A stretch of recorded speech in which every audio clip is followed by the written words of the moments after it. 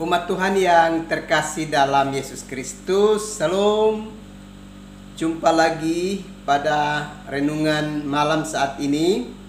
Karena itu dari Pastori 4 Jemaat Koinonia, saya menyapa umat Tuhan, salam damai sejahtera. Saya mengajak kita, baiklah kita menyatakan syukur kita kepada Tuhan dan kita mendengarkan kebenaran firman-Nya. Mari kita berdoa. Tuhan Yesus, sungguh membutuhkan firman-Mu, karena itu datanglah dan memberkati kami sekalian. Dalam Yesus Kristus kami berdoa. Amin. Umat Tuhan yang dalam Yesus Kristus, saya mengajak kita untuk kita mendengarkan kebenaran firman Allah di dalam kitab Mazmur pasalnya yang ke-40. Dan saya akan membacakan secara khusus ayat yang kedua bagi kita sekalian. Aku nanti-nantikan Tuhan, lalu Ia menjenguk kepadaku dan mendengar teriakku minta tolong. Bapak, Ibu, saudara-saudara yang terkasih dalam Yesus Kristus, saat ini kita sudah ada di dalam dunia yang sudah sangat maju. Segala sesuatu sudah serba cepat. Setiap pagi orang-orang yang bekerja sebagai ASN, mereka bangun lalu bersiap dengan cepat untuk meninggalkan tempat kediaman mereka menuju ke tempat di mana mereka bekerja. Sebab jika mereka terlambat memasuki tempat kerja, ada berbagai konsekuensi yang dapat mereka alami di dalam kehidupan mereka. Karena itu, kita bisa dapat membayangkan bahwa segala pekerjaan dan berbagai urusan keluarga pada pagi hari itu akan dikerjakan secara cepat.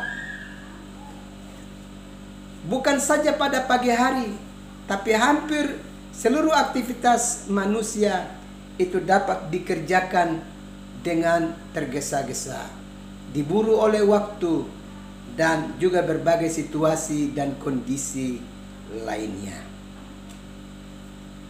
Dalam situasi dan keadaan yang demikian, kita bisa dapat membayangkan apa yang dapat dilakukan oleh umat manusia sehubungan dengan bagaimana dia memiliki kesiapan diri, hati, dan ketenangan batin untuk bisa dapat berjumpa dengan Tuhan di dalam hari-hari hidupnya.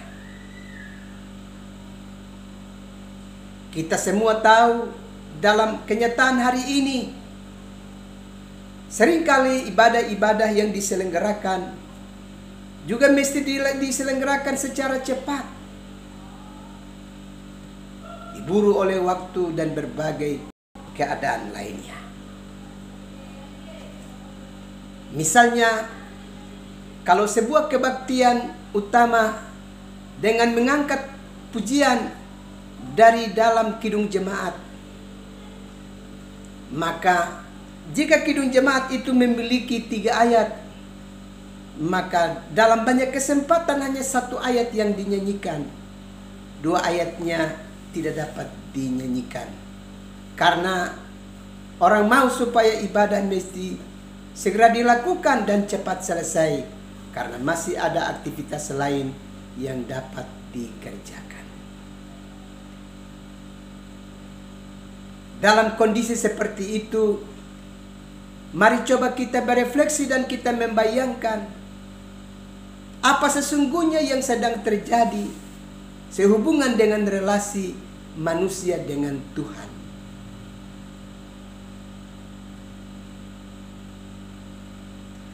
Kalau kita perhatikan Mazmur pasalnya yang ke-40,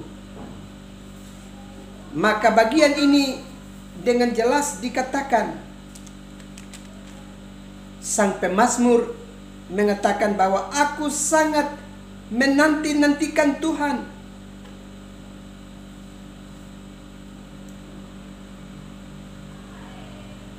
Kalau pemazmur dia sangat menanti-nantikan Tuhan, itu berarti kita sedang bertemu dengan satu pribadi yang sesungguhnya mau menggunakan waktunya serta penyerahan diri yang total untuk dia mau berserah penuh kepada di dalam hidupnya. Dia punya kerinduan untuk berjumpa dengan Tuhan.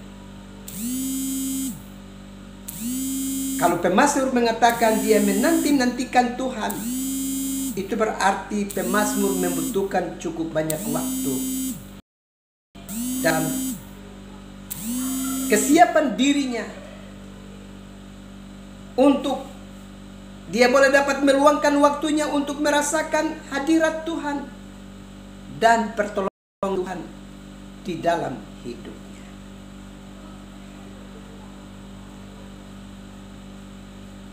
Karena itu, Bapak Mama, saudara-saudara yang terkasih dalam Yesus Kristus, selanjutnya kalau kita membaca Mazmur ini, pemazmur kemudian bersaksi bahwa ada begitu banyak hal yang Tuhan sudah nyatakan dalam hidupnya. Ada banyak perkara-perkara besar yang sudah Tuhan kerjakan. Karena itu dia membutuhkan banyak waktu untuk bersaksi. Dia membutuhkan banyak waktu untuk mengumumkan, menceritakan kepada sesamanya. Supaya demikian sesamanya dapat mengetahui apa yang sedang dia rasakan. Supaya sesamanya ikut merasakan bahwa betapa Tuhan itu hidup dan sedang bekerja dengan begitu hebat di dalam kehidupan diri pemazmur. Dan itu berarti membutuhkan sebuah saat perenungan yang sungguh-sungguh total dengan Tuhan. Hari ini banyak di antara kita yang tentu telah merasakan betapa Tuhan sudah mengasihi kita dan sudah melakukan banyak perkara besar dalam hidup ini. Dan karena itu, hal itu mesti membuat kita mau menyatakan syukur kita dengan sungguh dan bersaksi tentang perbuatan Tuhan yang besar itu di dalam hari-hari hidup kita. Memang kalau kita belajar dalam kesaksian kitab suci, sesungguhnya Tuhan sudah menjanjikan bahkan menganugerahkan keselamatan kepada kita. Tuhan juga sudah memberikan pengampunan kepada kita. Tuhan juga sudah mengaruniakan kehidupan yang kekal bagi kita. Bahkan Tuhan juga telah memberikan bagi kita kesembuhan dan kesehatan. Serta Tuhan juga terus memberikan perlindungan bagi kita sekalian. Semua hal ini mau mengingatkan kepada kita bahwa apalah artinya hidup ini jika kita hidup tanpa Tuhan di dalam kehidupan kita.